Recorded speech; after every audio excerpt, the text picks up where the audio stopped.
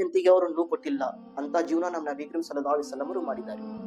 ಆ ರೀತಿ ಅವರು ಸಂತೋಷ ಪ್ರೀತಿ ಕೊಟ್ಟಿದ್ದಾರೆ ತನ್ನ ಹೆಂಡತಿಯಲ್ಲಿ.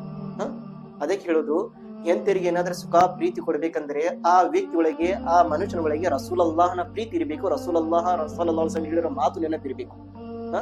ರಸೂಲುಲ್ಲಾಹ ಸಲ್ಲಲ್ಲಾಹು ಅಲೈಹಿ ವಸಲ್ಲಂ ಯಾವತ್ತೂ ಹೆಂಡತಿಗೆ ನೋವು ಕೊಡ್ತಿದ್ದಿಲ್ಲ, ಅವ್ರಿಗೆ ತರಹದ ಯಾವುದೇ ತರಹದ ಇಂಥ ಸಮಸ್ಯೆ ಕೊಡ್ತಿದ್ದಿಲ್ಲ. ಯಾಕಂದ್ರೆ ಅವ್ರಿಗೆ ಗೊತ್ತಿತ್ತು ರಸೂಲ್ ಸುನ್ನತ್ ಏನಿದೆ, ಸುನ್ನತ್ ಇದೆ.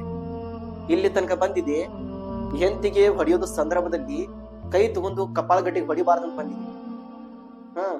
ಈ ರೀತಿ ಹೊಡ್ಯಾಕ್ ಹೋಗ್ಬೇಡ್ರಿ ನಿಮ್ಮ ಹೆಂಡತಿಗೆ. ಇವತ್ತು ಅನ್ಲಿಮಿಟೆಡ್ ಆಗ್ಬಿಟ್ಟಿದೆ ಎಲ್ಲಾರ ಪುರುಷರಿಗೆ.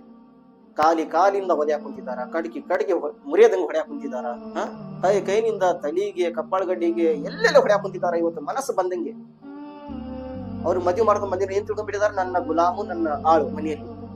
ಹೆಂಡತಿ ಅಂದ್ರೆ ಏನು? ರಸೂಲುಲ್ಲಾಹ ಸಲ್ಲಲ್ಲಾಹು ಅಲೈಹಿ ವಸಲ್ಲಂ ಆ ರೀತಿ ತಿಳಿಸ್ಕೊಟ್ಟಿದ್ದಾರೆ ನಮ್ಗೆ. ಹೆಂಡತಿಗೆ ಯಾವ ರೀತಿ ಪ್ರೀತಿ ಕೊಡ್ಬೇಕು, ಯಾವ ರೀತಿ ಪ್ರೇಮ ಮಾಡ್ಬೇಕು, ಅವ್ರ ಜೊತೆ ಯಾವ ರೀತಿ ಸುಖವಾಗಿರ್ಬೇಕು. ಕೈನಿಂದ ಈ ರೀತಿ ಹೊಡ್ಯಾಕ್ ಹೋಗ್ಬೇಡ್ರಿ, ಕಪ್ಪಾಳ ಗಡ್ಡಿಗೆ ಮುಖದ ಮೇಲೆ ಹೊಡ್ಯಾಕ್ ಹೋಗ್ಬೇಡ್ರಿ.